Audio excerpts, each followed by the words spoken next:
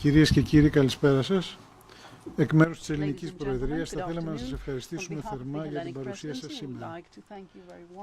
Ολοκληρώθηκαν μόλις οι εργασίες του Συμβουλίου Απασχόλησης και Κοινωνικής Πολιτικής και εντός ολίγου θα παρακαλέσω πρώτα τον Υπουργό Εργασίας, Κοινωνικής Ασφάλισης και Πρόνοιας της Ελλάδος, τον κύριο Γιάννη Βρούτσι, ο οποίος προείδρευσε τη σημερινή συνεδριάσεως του Συμβουλίου Υπουργών, να μας παρουσιάσει συνοπτικά τα αποτελέσματα του Συμβουλίου αυτού. Στη συνέχεια, το λόγο θα λάβει ο Επίτροπος Απασχόλησης και Κοινωνικών Υποθέσεων, κύριος L.Andor, τον οποίον ιδιαίτερα ευχαριστούμε για τη συμμετοχή του στη συνέντευξη αυτή. Κύριε Υπουργέ, έχετε το λόγο. Παρακαλώ. Ευχαριστώ πολύ. Ευχαριστώ πολύ, κυρίες και κύριοι. Με χαρά βρίσκομαι μαζί σας για να συζητήσουμε τα αποτελέσματα του Συμβουλίου Απασχόλησης και Κοινωνικής Πολιτικής EPSCO.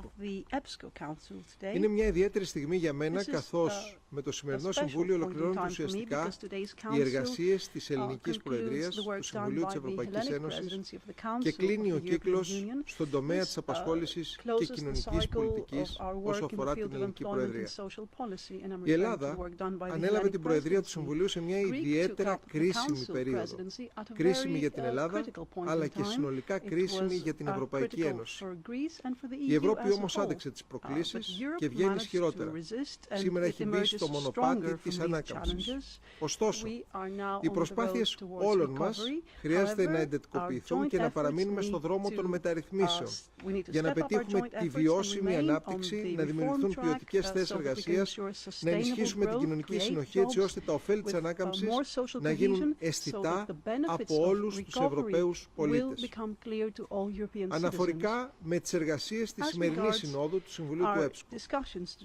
Η συζήτηση ξεκίνησε με το Ευρωπαϊκό Εξάμηνο του 2014 και πιο συγκεκριμένα με τις συστάσεις αναχώρα. Ως μέρος της συμβολής του στα συμπεράσματα του Ευρωπαϊκού Συμβουλίου του Ιουνίου, το Συμβούλιο EPSCO ενέκρινε τα στοιχεία αυτά των συστάσεων για κάθε κράτος μέλος, τα οποία αφορούν θέματα απασχόλησης και κοινωνικής πολιτικής. Συνολικά οι συζητήσεις έδειξαν ότι υπάρχει σύμπνοια όσο αφορά τις κοινές προκλήσεις, όπως η βιωσιμότητα των συντάξεων και η ενίσχυση της ανθεκτικότητας των αγορών εργασίας. Έχουν ληφθεί σημαντικά μέτρα από τα κράτη-μέλη για την καταπολέμηση του κατακαιρματισμού της αγοράς εργασίας, την αποτροπή της πρόορης αποχώρησης από την αγορά εργασίας και την υλοποίηση της εγγύησης για την νεολαία.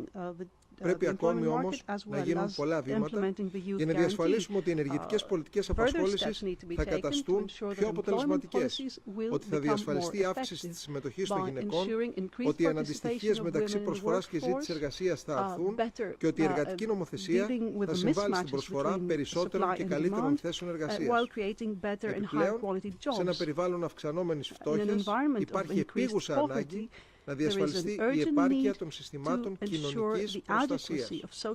Αναφορικά με αυτό το σημείο της ατζέντας που αφορούσε το Ευρωπαϊκό Εξάμηνο, θα ήθελα να αναφέρω πως κατόπιν αιτήματος της Ελληνικής Προεδρίας, οι γνωμοδοτικές επιτροπές του Συμβουλίου Απασχόλησης, SPC και EMCO, προετοίμασαν κοινή γνώμη σχετικά με το πώς θα καταστεί επιχειρησιακός ο νεοθεσπιστής πίνακας κοινωνικών αποτελεσμάτων Scoreboard of Key Social Employment Indicators, γνώμη η οποία έτυχε σήμερα της υποστήριξης του Συμβουλίου. Κατά τη διάρκεια του γεύματος, οι Υπουργοί συζήτησαν επί του θέματος διαχείριση του άγχους και των ψυχοκοινωνικών κινδύνων στην εργασία, ένα από τα βασικά ζητήματα της πρόσφατης ανακοίνωσης Επιτροπής, πλαίσιο για την υγεία και την ασφάλεια. Τη συζήτηση εμπλούτησε με την παρέμβασή της η κυρία Κρίστα Τσάλτσεν, Διευθύντρια του Ευρωπαϊκού Οργανισμού για την Ασφάλεια και την Υγεία στην Εργασία. Οι Υπουργοί είχαν επίσης την ευκαιρία να ανταλλάξουν απόψεις σχετικά με την κοινωνική διάσταση της ΟΝΕ. Ο πίνακας αποτελεσμάτων Scoreboard αναδεικνύει μια σειρά από σημαντικές προκλήσεις: επιδείνωση των εισοδηματικών ανισοτήτων, έξαρση της μακροχρόνιας ανεργίας και της ανεργίας των νέων, την επιδείνωση της φτώχειας και του κοινωνικού αποκλεισμού. Επίσης, δεν πρέπει να ξεχνάμε ότι τα αποτελέσματα των εκλογών για το Ευρωπαϊκό Κοινοβούλιο εκφράζουν την αγωνία και την ελπίδα ταυτόχρονα των Ευρωπαίων πολιτών για ενίσχυση της κοινωνικής διάστασης της Ευρώπης. Η κοινωνική διάσταση της Ευρώπης πρέπει να ερμηνεύεται σε συγκεκριμένες πρωτοβουλίες πολιτικής, άμεσες δράσεις με απτά αποτελέσματα για την καθημερινότητα των πολιτών, ώστε να μην είναι ένα θεωρητικό κατασκεύασμα, αλλά ένα συγκεκριμένο πλαίσιο πολιτικής. Οι Υπουργοί σήμερα ενημερώθηκαν επίσης για τις εκθέσεις πρόοδου επί της πρώτας οδηγίας για την ίση μεταχείριση των προσώπων, ανεξαρτήτως θρησκείας ή πεποιθήσεων, αναπηρίας, ηλικίας ή γενετήσιου προσανατολισμού, επί της πρότασης για οδηγία επί ισόρροπης εκπροσώπησης των φύλων σε θέσεις μη εκτελεστικών διοικητικών στελεχών των εισηγμένων στο χρηματιστήριο εταιριών, για την έκθεση πρόοδου που αφορά την πρόταση κανονισμού για το δίκτυο EURES. Επίσης, υιοθετήθηκαν τα συμπεράσματα «Γυναίκες και η οικονομία, οικονομική ανεξαρτησία από την άποψη της μερικής απασχόλησης και της αυτοαπασχόλησης».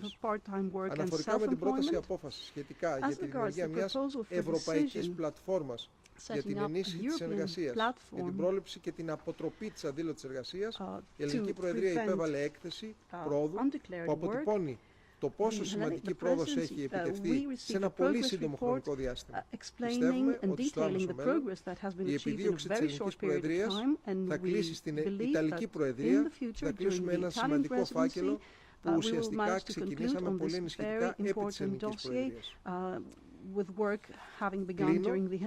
Αναφερόμενος στο έργο της Ελληνικής Προεδρίας στο πεδίο της απασχόλησης και της κοινωνικής πολιτικής.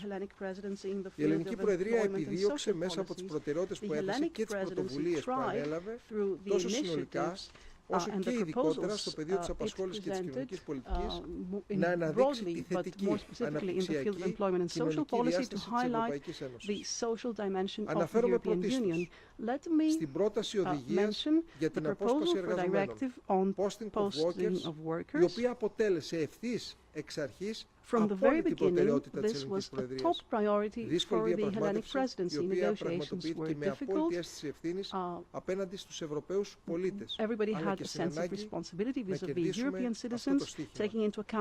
Η συμφωνία που επιτεύχθη ήταν απόλυτα ισορροπημένη και προβλέπει ένα διαφανές και συνεκτικό πλαίσιο διατάξεων με στόχο τη διασφάλιση των δικαιωμάτων των αποσπασμένων εργαζομένων, την καταπολέμηση του κοινωνικού ντάμπινγκ και την ομαλή λειτουργία των επιχειρήσεων στο πλαίσιο της ενιαίας αγοράς. Υιοθετήσαμε σύσταση του Συμβουλίου για ένα πλαίσιο που να εξασφαλίζει την ποιότητα της πρακτικής άσκησης. Η σύσταση αυτή αναβαθμίζει τις συνθήκες για την απόκτηση επαγγελματικής εμπειρίας και αποτελεί ένα σημαντικό εργαλείο για τη βελτίωση των όρων μετάβασης από το σχολείο ή την ανεργία στον ενεργό επαγγελματικό βίο. Υιοθετήσαμε απόφαση με την οποία αναβαθμίζεται θεσμικώς η τριμερής κοινωνική σύνοδος κορυφής. Πρόκειται για το κορυφαίο φόρουμ διαλόγου μεταξύ των θεσμικών οργάνων της Ευρωπαϊκής Ένωσης σε επίπεδο Προέδρου και των Ευρωπαίων κοινωνικών εταίρων σε επίπεδο διευθυντικών στελεχών. Μάλιστα, επί Ελληνικής Προεδρίας πραγματοποιήθηκε η πρώτη κοινωνική σύνοδος κορυφής, στην οποία συμμετείχαν με θεσμική αναγνώριση του ρόλου τους ο Πρόεδρος της Επιτροπής και του Συμβουλίου. Στο σημείο αυτό κλείνοντας, επιτρέψτε μου να ευχαριστήσω την Επιτροπή, τον κύριο L.Andor προσωπικά και τη Γραμματεία του Συμβουλίου για την αγαστή συνεργασία και την αποφασιστική τους συνεισφορά στην επιτυχία της Ελληνικής Προεδρίας. Θα ήθελα επίσης να ευχαριστήσω θερμά τους συνεργάτες μου στο Υπουργείο Εργασίας, αλλά και τη μόνιμη αντιπροσωπεία εδώ στις Βρυξέλλες, Λουξεμβούργο, που θεωρώ ότι μέσα από την κοινή αντίληψη, μέσα από την κοινή δουλειά, η Ελληνική Προεδρία όχι μόνο κατάφερε να αφήσει το αποτύπωμά της, αλλά έκανε και μια σημαντική παρακαταθήκη και σημαντική συνεισφορά σε σημαντικούς φακέλους σε αυτό που αποκαλούμε ολοκλήρωση της ευρωπαϊκής πορείας. Και θεωρώ ότι πετύχαμε και σε ένα άλλο επίπεδο. Και αυτό δεν είναι παρά από την ανάπτυξη εκείνων των εργαλείων και πολιτικών που μας βοηθούν να ανταποκριθούμε στις αγωνίες, στις ανάγκες, στις προσδοκίες των Ευρωπαίων πολιτών, στις ανάγκες για μια αξιοπρεπή διαβίωση, για ποιοτικές θέσεις απασχόλησης, για όλους, για ευκαιρίες εξέλιξης στη διάρκεια του βίου, για όλους μας.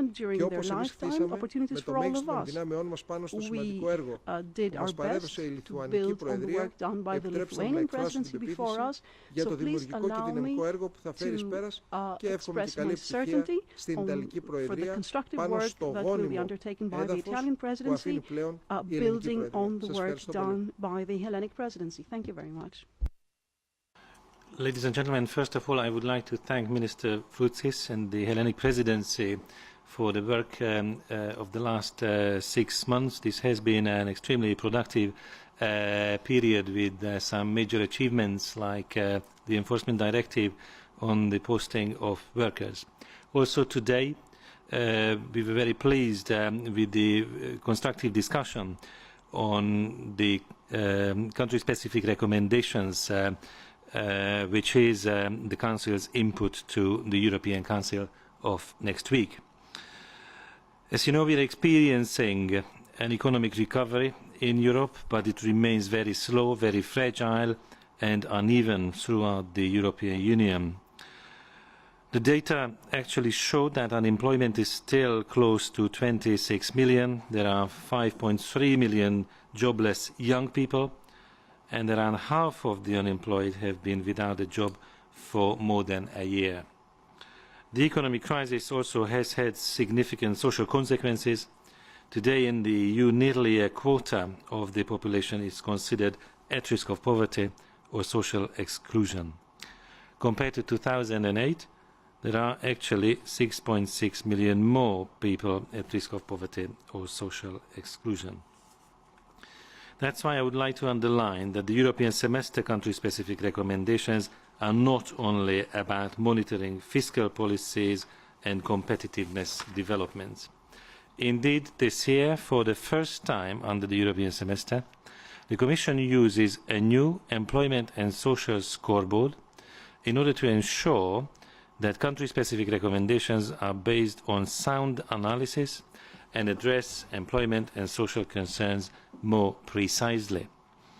One of the biggest challenges we face today deals with the growing divergences in the employment and social situations of Member States, especially within the euro area. The core periphery gaps keep widening. As a result of the economic crisis, some Member States are witnessing declining household disposable income, rising inequalities, poverty and social exclusion. In the area of employment policy, Member States need to step up their efforts to tackle long-term unemployment, segmentation of labour markets and increasing women's participation in the labour market. In the area of social policy, many Member States need to step up their efforts concerning inequality, poverty and social inclusion, including more adequate and better coverage of social safety nets, both unemployment benefits and social assistance, and more effective measures to reduce child poverty and improve the situation of Roma. In the context of the country-specific recommendations and of a report by the Employment Committee to the Council, we have also discussed the urgent and effective implementation of the Youth Guarantee. The focus will now shift to the implementation of the country-specific recommendations. This will require political commitments and engagements to ensure an effective implementation of the key reforms which we have discussed today. On the Commission's proposal for a European platform to enhance cooperation in the prevention and deterrence of undeclared work, I urge the Council to reach agreement as soon as possible under the Italian Presidency. Preventing and fighting undeclared work, as well as helping undeclared workers to integrate in the labour market, contributes to the improvement of quality employment and to boosting job creation, in addition to helping to secure tax revenue and creating a more level playing field for businesses. I underline the need for the platform to be binding for all Member States. Better enforcement of national and EU law in the fields most influenced by undeclared work will avoid some of the distortions in the single market, such as abuses by unscrupulous employers distorting competition. I would also like to mention the very useful debate we had on the social dimension. We held an important first discussion on minimum income schemes in the euro area. I underlined the Commission's strong support for further work on this issue at the Council level. I also underlined the need to continue to strengthen our policy coordination framework to address social imbalances within the European semester. I have already mentioned the importance of the scoreboard of key employment and social indicators in this context. This afternoon's debate also took stock of the first exercise of ex-ante coordination of major social protection reforms. This exercise is a complementary step in the same direction. This discussion also emphasised the importance of paying more attention to social targets in the Europe 2020 mid-term review, and in that context I would like to inform you that the European Commission will organise a conference on the poverty target in October. Thank you very much. Thank you, Commissioner. If you have any questions, please feel free to put them now. Questions, please. If there are no questions, perhaps we can bring this meeting to a close. Okay. Thank you very much for your participation. Thank you.